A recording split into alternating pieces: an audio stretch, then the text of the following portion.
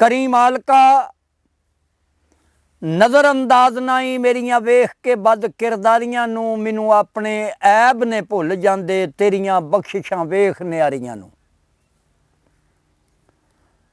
तू ते फजल थी संग रला लैना, राहों भुलियां हीमतों हारियां नू।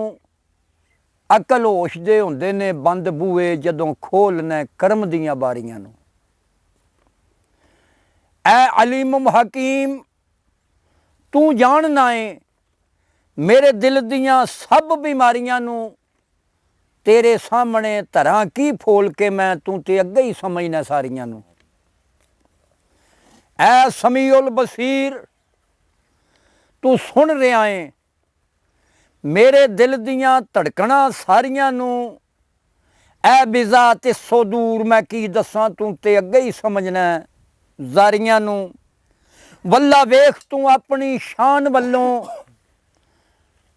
वल्ला वेख तू अपनी शान वल्लों, ना मेरियां वेख बद किरदारियां नू। सदका पाक बतूल दे आंसूआं दा करी रद्द ना मेरियां जारियां नू। खसमां वालियां उन्हां दे कदम चुम्मण, शरफ बख्शना जिन्हां कुआरियां नू। गुणां वालियां दे रहिंदे गुण विचे सेजी झाड़ देना औगण हारियां नू। रिंदा ला मकान दे सैर कीते जिदी खबर नहीं हाफजां कारियां नू। आशिक जार कई पहुँचदे कोल तेरे चीर इश्क दियां मंजिलां भारियां नू। सदा रहन गुलामियां विच राजी नहीं मंगदे शरफ सरदारियां नू। पैदल चल कई जामदे चीर मंजिल कई ढूंढदे फिरन असवारियां नू। खेत किसे दा टुट के पीच जावे कई रहन उडीक दे वारियां नू। और राखे माल दे जागदे सौ जांदे जदों देना विथ शिकारियां नू। कैदों कढ़ भावना तख्त उत्ते सिरों टाल मुसीबतां भारियां नू। पाया आदम जो शरफ फजीलतां दा, मिलिया नहीं ओ नूरियां नारियां नू। शौकत बहन शहजादियां नाल जुड़ के जदों बख्शना शरफ दरबारियां नू। दौलत दरद दी मालका बख्श मैनू, कोई कमी नहीं तेरे खजानियां विच। भूंड भौर दा हो नखेड़ जावे शमा बाल के रख परवानियां विच।